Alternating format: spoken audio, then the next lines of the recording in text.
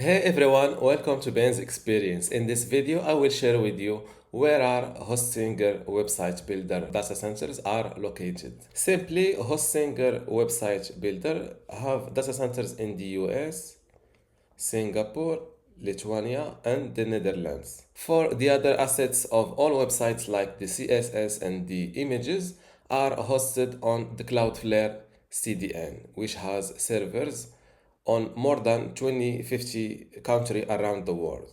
To visit Hostinger website, you can use my affiliate link, which is bensexperience.com/hostinger. Using this link will definitely support me creating more content like this. So thank you for your help. If you used my link to get your Hostinger account, I can help you with anything related to Hostinger, WordPress, affiliate marketing. Just drop me an email at ben@bensexperience.com. So let's continue the video.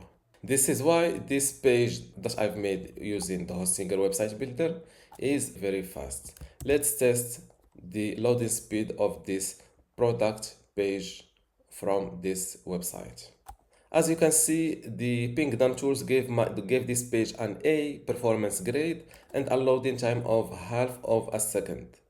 And Google's recommends a loading time of below 2 seconds and a half.